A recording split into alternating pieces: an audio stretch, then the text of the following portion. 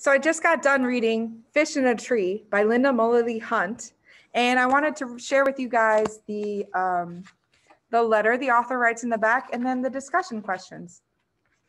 Dear readers, like so many other adults, I started off as a kid.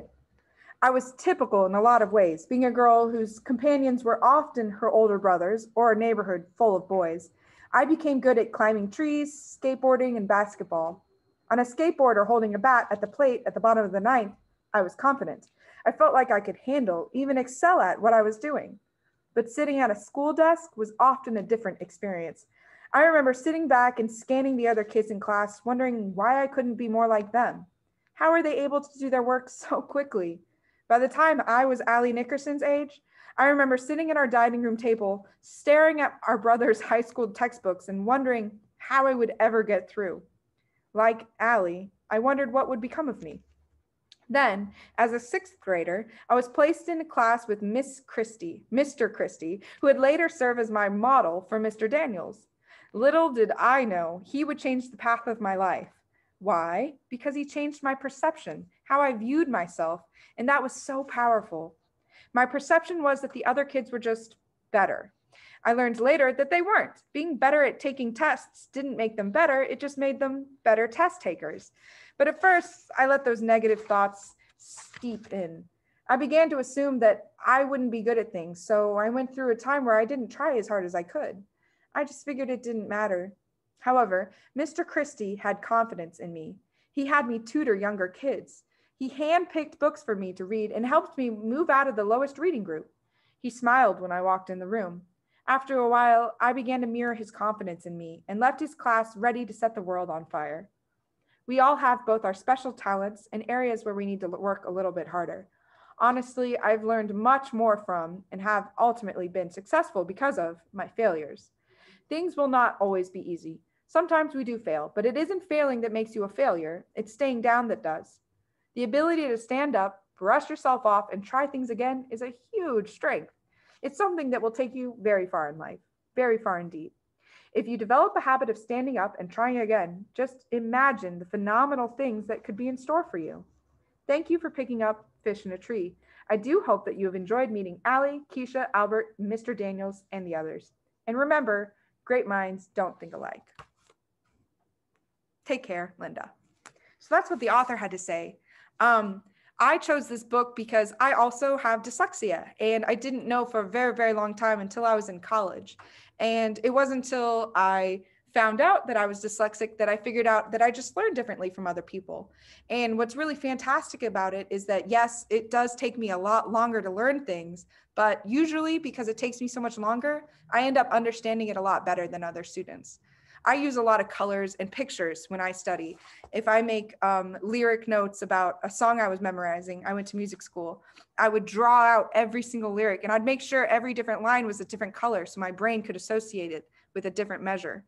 It's fun learning about your own disability or your own learning difference and then figuring out how to overcome that. So here are the discussion questions posed in the back of the book. 1. The Allie readers meet at the beginning of the novel is very different from the Allie at the book's conclusion. In what ways is she the same, and in what ways has she changed? 2. Who are Allie's heroes? What have they done or said that stays with her? 3. Throughout Fish in a Tree, Allie discovers that other students are also struggling. Whom does she encounter that have problems of their own, and how do they deal with their struggles? 4. Allie and Keisha become friends after meeting each other, and it's a strong friendship that thrives throughout the novel. Why do they get along so well? What does Allie appreciate in Keisha? 5. What kinds of activities or discussions does Mr. Daniels bring to the classroom for his Fantasticos? What do these activities tell us about his approach to teaching? 6. Allie likes to use the phrase mind movies when explaining how she envisions situations playing out. What is the significance of her mind movies? How do they relate to some of her talents? 7. What qualities might Allie's classmates have seen or believed in when they elected her class president? 8. What does Albert mean when he explains if the killer whale were called the friendly whale, no one would be scared? How is this idea connected to larger themes in the book? 9. How does Allie learn to respond to the constant onslaught of meanness from Shay? What is their relationship like at the end of the book? Why do you think the author made that choice? 10. How do Oliver's reactions to Shay at the beginning of the book and the end of the book differ? What are your thoughts about those differences? 11. What methods does Mr. Daniels use to help Allie tackle dyslexia? Beyond dyslexia, what does he want her to understand about herself? 12. If you could have dinner with any character from the book, whom would you choose? Please give specific reasons why you would choose whom you did. 13. How would you characterize Allie's relationship with her older brother, Travis? What does the final scene among Travis, Allie, and Mr. Daniels say about their future? What is the significance of the small piece of paper with the word possible? 14.